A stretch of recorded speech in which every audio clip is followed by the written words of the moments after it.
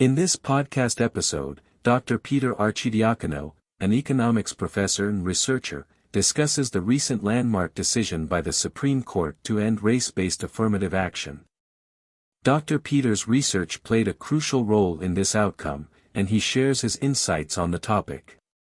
The podcast begins with Dr. Peter explaining his background as an economics professor who specializes in studying affirmative action in higher education. He was also an expert witness in two recent Supreme Court cases involving Harvard and UNC. He took on these cases because he wanted to study affirmative action with access to actual data, as universities typically hide their data due to lawsuits. Dr. Peter discusses the two cases, one involving Harvard and the other involving UNC. The Harvard case focused on Asian discrimination, as affirmative action is designed to help African American and Hispanic students, but Asian Americans have been performing well academically. The case also examined the extent of racial preferences at Harvard.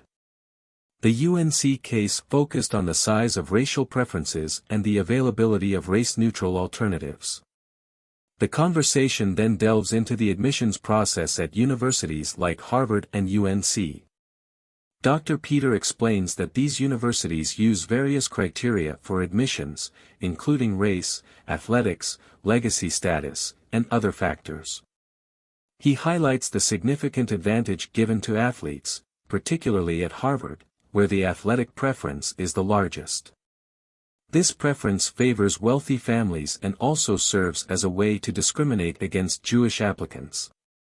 Dr. Peter emphasizes the need for test-based admissions as an alternative to holistic admissions. He argues that while tests may be seen as favoring the rich, other factors such as athletics and legacy status favor the wealthy even more. He believes that test-based admissions would provide a fairer and more objective evaluation of applicants. The discussion also touches on the issue of mismatch, where students are admitted to universities where they may struggle academically due to lower cognitive abilities. Dr. Peter suggests that universities should be more transparent with students about their chances of success in different majors. This would allow students to make informed decisions about their education. The conversation then turns to the importance of merit in admissions. Dr. Peter defines merit as the documented relationship between a trait and the desired outcome, such as academic success. He argues that objective tests, such as those measuring general cognitive ability, are the most reliable and valid indicators of merit. He also highlights the benefits of using objective tests in selecting candidates for various positions, as they provide a fair and accurate assessment of an individual's abilities.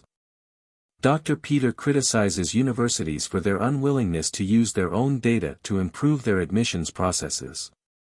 He believes that universities should be more transparent and use their data to evaluate the effectiveness of their policies, such as their response to the COVID-19 pandemic. He also criticizes universities for not using their data to study the impact of various factors, such as roommate compatibility, on student success. The podcast continues with a discussion on the need for universities to be honest with their students about their chances of success. Dr. Peter argues that universities should inform students about the probability of completing a degree in their chosen field based on their academic background. This would allow students to make informed decisions and potentially motivate them to work harder.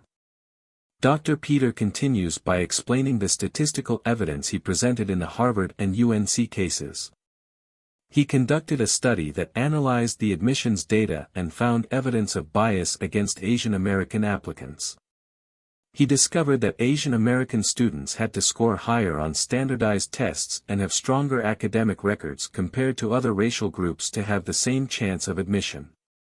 This suggested that race was a significant factor in the admissions process.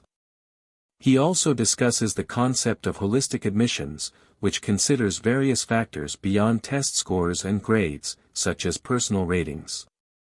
Dr. Peter argues that these subjective evaluations can be influenced by racial bias, leading to discrimination against certain racial groups. He emphasizes the importance of objective measures, such as test scores, in predicting academic success. Dr. Peter addresses the argument that affirmative action is necessary to promote diversity on college campuses. He argues that using race as a factor in admissions perpetuates racial disparities and does not address the underlying issues of educational inequity. He suggests that focusing on improving K-12 education and providing equal opportunities for all students would be a more effective approach. The podcast also explores the potential consequences of a purely objective evaluation system in college admissions. Dr. Peter acknowledges that such a system could lead to a disproportionate number of Asian and Jewish students at elite universities, while reducing the number of black students.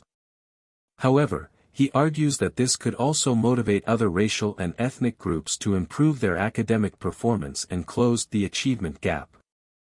Dr. Peter discusses the Supreme Court decision and its implications. He expresses his satisfaction with the ruling, as it vindicated his research and findings.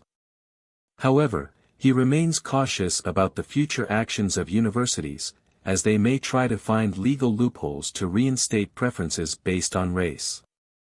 He suggests that universities should select students based on objective measures, such as test scores, to ensure fairness and meritocracy. The podcast also touches on the reactions of Harvard and UNC to the Supreme Court decision. Dr. Peter notes that both universities expressed disappointment but affirmed their commitment to diversity. He speculates that they may try to find alternative ways to achieve diversity without explicitly considering race.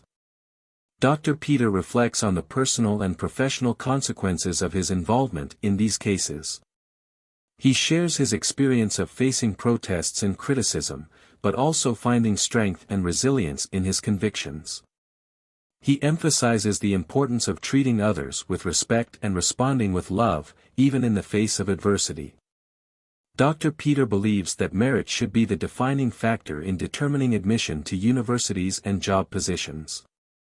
He argues that individuals should be considered meritorious candidates if the features they bring to the position match the desired outcome of performance. He also points out that employers are legally bound to hire based on merit.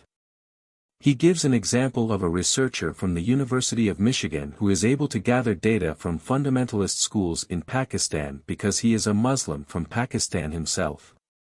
Dr. Peter sees this as a form of diversity that brings unique insights and opens up new areas of research. He believes that this kind of diversity can be considered a measure of merit. However, he emphasizes that diversity should not be based solely on race. He argues that the differences within any given racial or ethnic group are much larger than the differences between groups. Therefore, he believes that individual differences should be prioritized over group differences. When discussing how universities will respond to the Supreme Court decision, Dr. Peter predicts a heterogeneous response.